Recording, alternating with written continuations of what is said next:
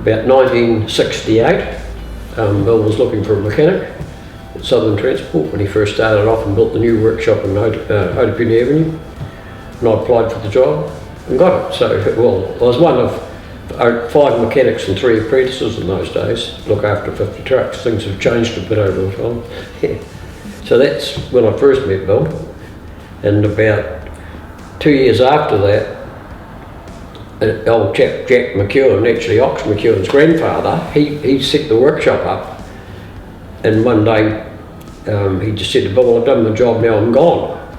Bill approached me to see if I wanted to take over the workshop, and at that stage I was about 23 or 24, I was the youngest mechanic in the workshop, and I thought about it for a while, but then thought, well, I don't know if this is really going to work. The other guys were there before me, and I really enjoyed the job, but however, I was happy to stay, so I said to Bill, thanks, but no thanks, I'll carry on.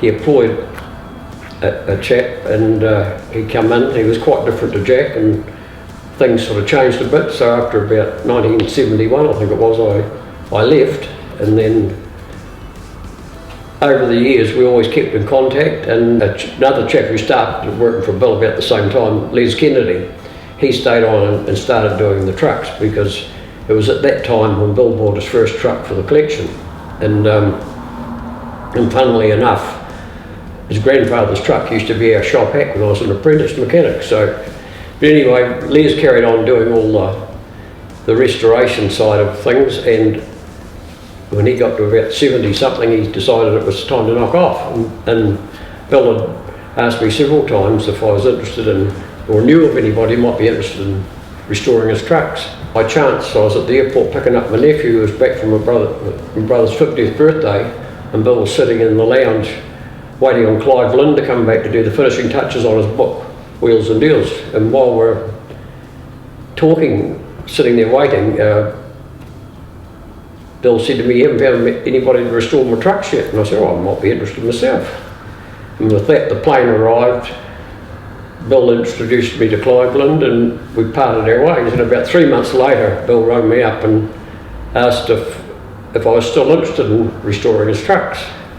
And I said, yes, I was, but things had sort of slowed down a wee bit with the sale of our property. And but he said, oh, that's all right. He said, that's all I wanted to know. He said, I've had different people ask me if they could come and restore the trucks, and Bill said, oh, sooner you do it because I know you. So about November that year, 1999, it all happened, and that's when I started back working for Bill, restoring. So that was the early part of it. Yeah.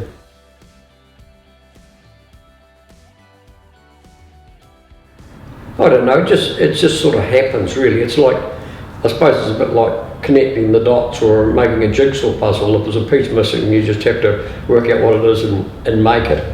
And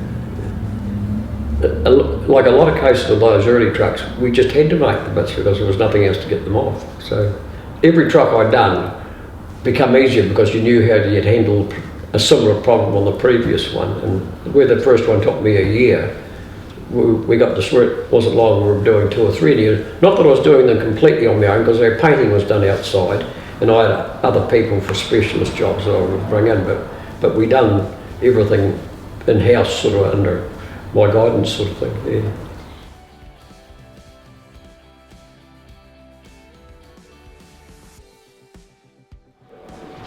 Like that's what we started with there. So it was again a matter of pulling it apart and finding out what we had. There was no body whatsoever. The radiator was completely rotted out. But in saying that, all the tubes are the original ones from 1914 in the radiator. But we had to build everything else to put them into. First thing we done, we got it all lying on the floor in the old tyre shop and welded the chassis together, then started hanging the bits together on it. It was funny because we had no information. After I got it finished, Bill found a handbook on it. The only thing that's really wrong on it is that it should have had a soft top with hood bows type. It should have folded down. But this book that Bill found, I had to make the windscreen, the irons to hold the windscreen and all that sort of stuff. And we built the cab just like we thought it should look. And when we found this book, it actually was everything is just very close to what it should have been anyway. You can see how little work it's done. Those are the original tyres on it, and they were never worn out. And the front one's the same, but obviously it had trouble with the diff. It had been broken and welded, and it was broken again when I started putting it together. So we had to do a lot of remanufacturing to make that work. The parts that we had weren't badly worn, but it was just it got pulled to pieces because obviously the diff would give them trouble. And of course, by the time 32 come, well, pneumatic tyres were around instead of solid tyres, so everybody was doing that sort of thing.